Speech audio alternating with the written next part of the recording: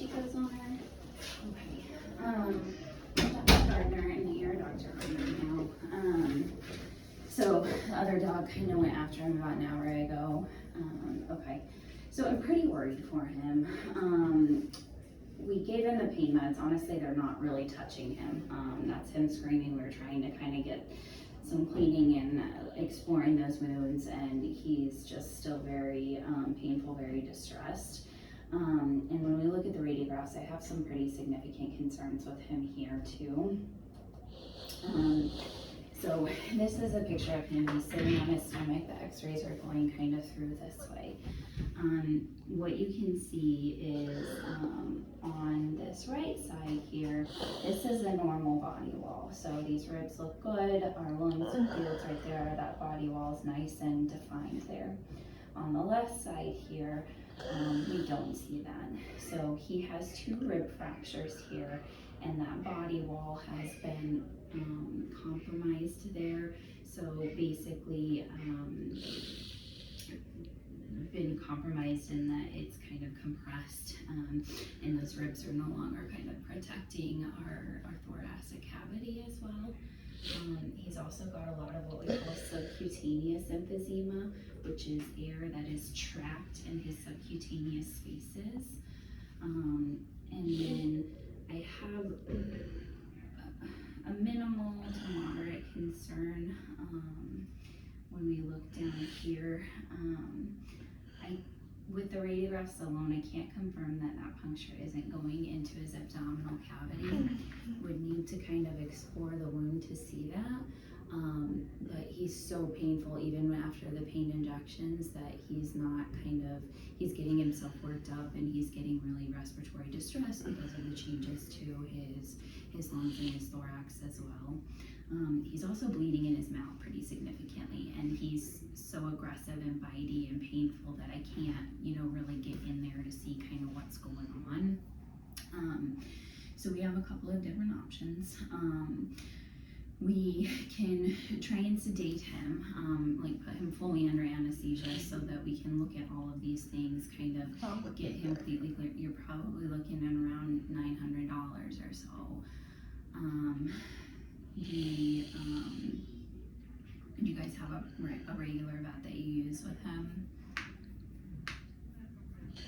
We take him to Parkway. Okay.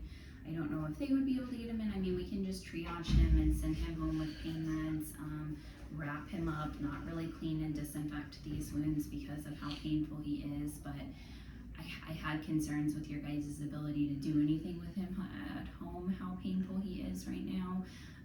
Just in terms of getting meds into him and, keeping him comfortable at home. As much as we don't want to think about it, euthanasia is an option as well, just because of the severity of these wounds. So could his lungs be punctured? I don't think that the lungs are punctured themselves because we can still see air in these lungs here. It's more of the body wall. So these 2 ribs here are fractured.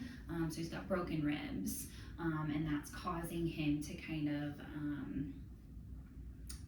I don't know what is the right word, deflate, or kind of the body wall sucking in right there because of where those fractures are.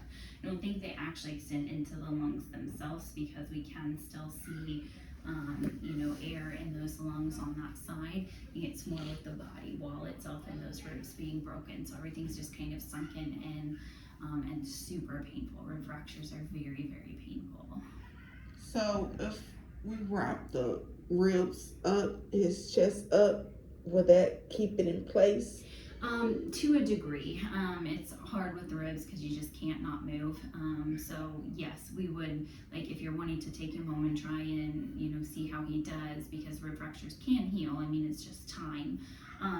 That's what we would do. We would, put a compression kind of type bandage on him, and then we would send him home with pain meds and antibiotics. But these wounds ideally need cleaned and explored and those types of things, And like I said, at this point, he is not just, he's too painful. It's too new right now. Can I go back there? I might calm him down. No, we can't have you guys holding them around them. No, I'm not gonna hold them. Yeah, we If just I don't be in the allow, same room with yeah, them. we just don't allow clients in the back in the ICU when things are being done like that. Can we do it in here? Cause We he's don't worked have the up. equipment, yeah, and so, and we can't get oxygen in here right now. He's on oxygen support, so we don't have the ability to do those things in the exam rooms. It needs to be in the treatment area. I just don't think, it's not gonna happen without the anesthesia portion at this point. He's getting himself too worked up, and then he's getting oxygen, like he's gasping for breath, and it's getting him too worked up to do those things. So we have to triage in order of, you know, the most serious things first, and the rib fractures and his breathing is more serious than these wounds, and getting them clipped and cleaned up. So if he goes home and he calms down and he won't be breathing hard, will he have a chance? But potentially, yeah. If the one right down here does go into the abdominal cavity, then he needs surgery, or else he'll get what we call a septic And you abdomen. can't see if it is. You can't tell that with a radiograph. No, it needs to be manually explored, and I can't do that with the way that he is right now. He would need to be under anesthesia to be able to look into that, and so we can triage him right now. We can put a bandage on him to try and help immobilize the ribs as much as possible. Send him home with the antibiotics, send him home with the pain medications. And then if you can get in with your regular vet tomorrow or Saturday, the hope maybe is with a little bit of time and those pain meds, he might improve a little bit to the degree that they can explore them with him awake, or they're going to be much less expensive than us, you know, for sedating him and exploring them, to putting him under would be the other option. Is it possible if he can have some oxygen, if we can bring some oxygen home with him? We don't have oxygen dispensary, no. And he's not oxygen dependent. We're mainly doing it because of how he's getting worked up when we're doing things right now. So if I take him home, if I can get him in to see his veterinarian, they can see if it's fractured his stomach wall. Right. No, what they will be able to hopefully do is, for less money, anesthetize him to clip these wounds, clean these wounds up, explore them to see how deep they go. Yes, that would be the hope, because that's kind of the route that he needs to go. But initially, I think he'd be, you know, potentially okay. I can't predict, you know, obviously what's going to happen if he goes home. I mean, in an ideal world, this kiddo is staying here on pain meds and IV fluids and management until he's more comfortable, because I'm not sure how well you're going to get oral meds in him at home, and we can't dispense injectable meds to go home. Why? Because you have to be a trained professional to give injections. Like it's a narcotic, and we can't send that home with you guys. You know, so what kind of pills? Can it be crunched up? Yeah, I mean, it's not as ideal, but yes, you know, you can hide them, you can crush them into like wet food or something like that and try and get it in, yeah. But again, I can't predict how he's gonna do at home. Like, these wounds are very severe. Like, he could still pass away just because of how much trauma he had and his age. I mean, he looks like he's got a bad heart already. His heart's very enlarged, and so, you know, he might have a degree of heart disease working as well. I don't know his history, obviously, so I don't know any other kind of concurrent medical past history that he may or may not have. But these are serious wounds for sure. And he's in severe pain. Yeah, he's extremely painful. That's my biggest concern, is his pain being controlled at home, because we gave an injection here and he's still incredibly painful. How much it costs to euthanize? It's $150 for euthanasia, or it might be $160. I don't remember exactly. And then aftercare wise, some people want to take the body home, which obviously there's no charge with that, or we work with a crematorium where we can get the ashes back if you want. I think it's like $320 for that, or $350 versus them just spreading them at their communal cremation area there, which is around $130. So around $300 if you don't want ashes back, around $450, $500 if you do want ashes back.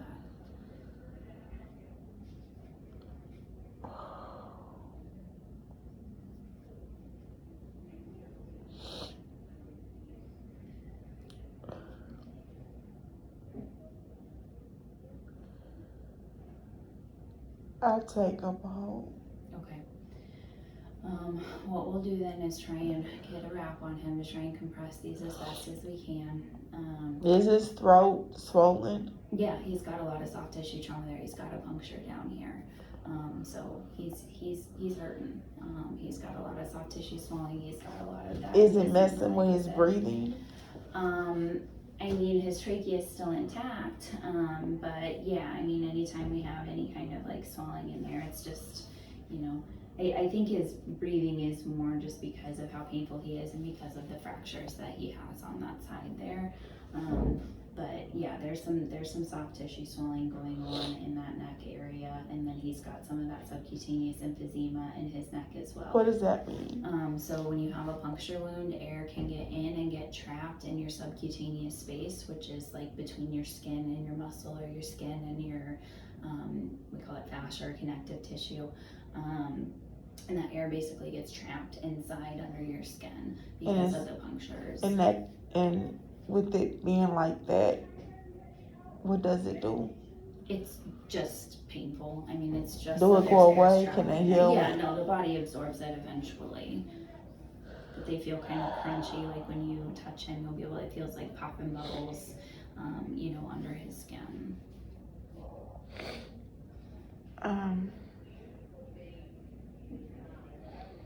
Did y'all shave him already? No, we can't. Like, he's so painful and he's getting him so worked up that we cannot do those things. That's what I was saying earlier. Like, we haven't been able to clip him, scrub him, explore those wounds, do anything, because he's getting himself so worked up and he's so painful.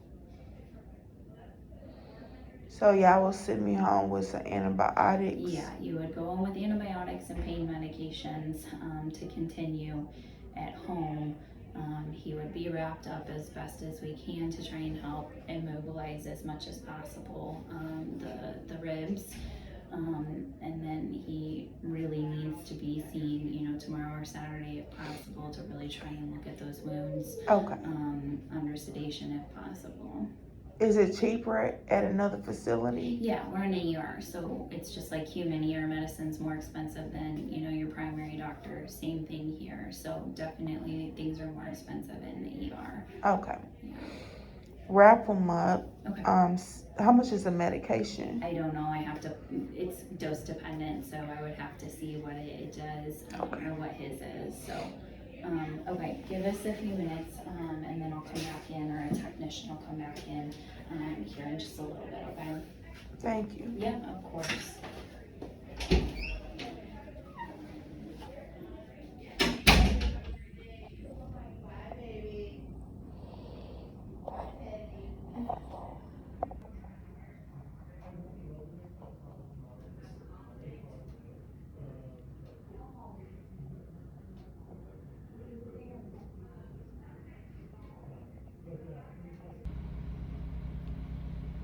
When you're in doggy jail for misbehaving, doing 30 minutes to an hour. Chico, I let you know when you get out of doggy jail, okay?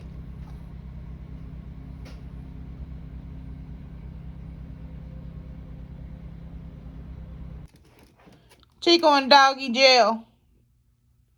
You in doggy jail. What you doing? 30 minutes to an hour for being naughty? Chico.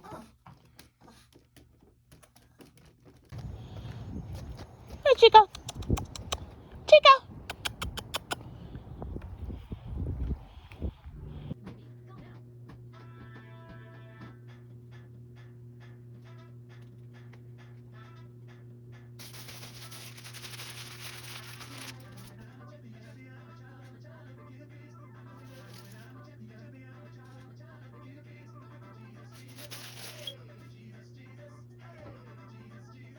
Good morning, Chico.